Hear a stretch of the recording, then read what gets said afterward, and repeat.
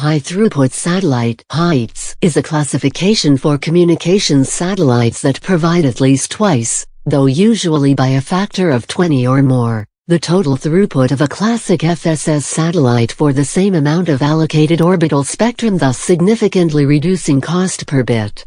Viasat-1 and ACOSSTAR-17, also known as Jupiter-1, do provide more than 100 bits/s of capacity, which is more than 100 times the capacity offered by a conventional FSS satellite.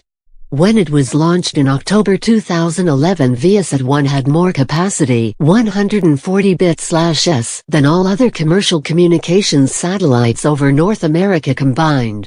The significant increase in capacity is achieved by a high-level frequency reuse and spot beam technology, which enables frequency reuse across multiple narrowly focused spot beams, usually in the order of 100 seconds of kilometers, as in cellular networks, which both are defining technical features of high-throughput satellites.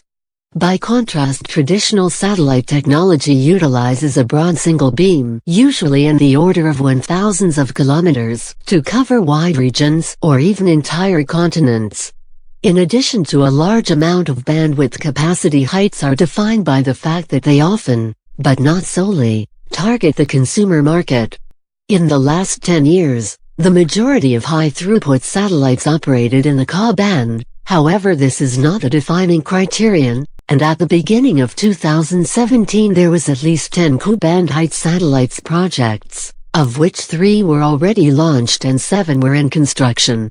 Despite the higher costs associated with spot beam technology, the overall cost per circuit is considerably lower as compared to shaped beam technology.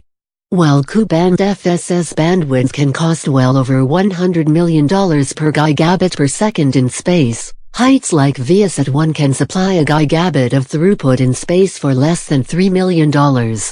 While a reduced cost per bit is often cited as a substantial advantage of high-throughput satellites, the lowest cost per bit is not always the main driver behind the design of an HIGHTS system, depending on the industry it will be serving. HIGHTS are primarily deployed to provide broadband internet access service, point-to-point, to regions unserved or underserved by terrestrial technologies, where they can deliver services comparable to terrestrial services in terms of pricing and bandwidth. While many current HIGHTS platforms were designed to serve the consumer broadband market, some are also offering services to government and enterprise markets, as well as to terrestrial cellular network operators who face growing demand for broadband backhaul to rural cell sites. For cellular backhaul, the reduced cost per bit of many HIGHTS platforms creates a significantly more favorable economic model for wireless operators to use satellite for cellular voice and data backhaul. Some HIGHTS platforms are designed primarily for the enterprise, telecom or maritime sectors. HIGHTS can furthermore support point-to-multipoint applications and even broadcast services such as DTH distribution to relatively small geographic areas served by a single spot beam. A fundamental difference between HIGHTS satellites is the fact that certain HIGHTS are linked to ground infrastructure through a feeder link using a regional spot beam dictating the location of possible teleports, while other HIGHTS satellites allow the use of any spot beam for the location of the teleports. In the latter case, the teleports can be set up in a wider area as their spot beam's footprints cover entire continents and regions, like it is the case for traditional satellites.